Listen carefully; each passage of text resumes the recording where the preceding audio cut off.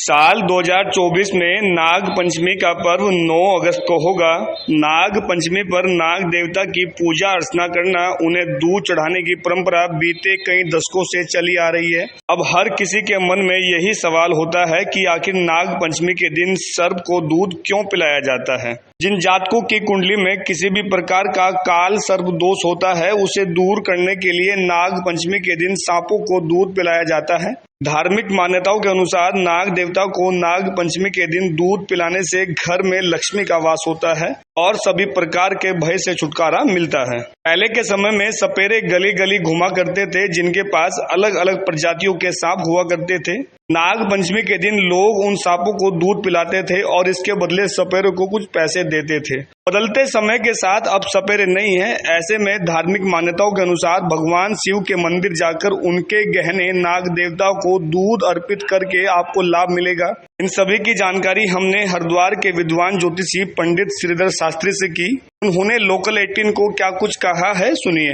दूध, जैसा कि कच्चा दूध होता है, वो बहुत ही हितकारी होता है।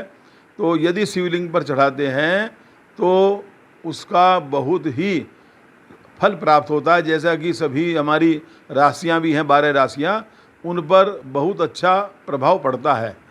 अब इसी प्रकार से जैसे नाग पंचमी का पर्व आता है, तो नाग पंचमी के पर्व के दिन यदि हम सर्प को भी दूध पिलाते हैं, उनका भी संबंध भगवान शंकर से ही है, क्योंकि वे भगवान शंकर जी के एक हार के रूप में है, उनका एक आभूषण है और उनको भी दूध प्रिय होता है।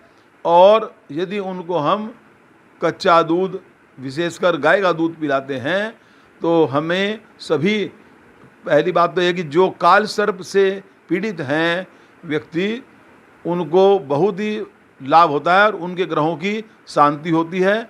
और अन्य जो राशि वाले हैं या कोई भी अन्य 12 राशि वाले हैं, उन सभी के ऊपर उसका श्रावण मास के दौरान अगर हम सर्प को दूध पिलाते हैं तो सभी ग्रहों पर सार्थक प्रभाव पड़ता है। अर्थात हमारे जो ग्रहों का जो कष्ट है उससे मुक्ति मिलती है और हम निरोगी रहते हैं और भोले शंकर जी की कृपा हमारे ऊपर बनी रहती है।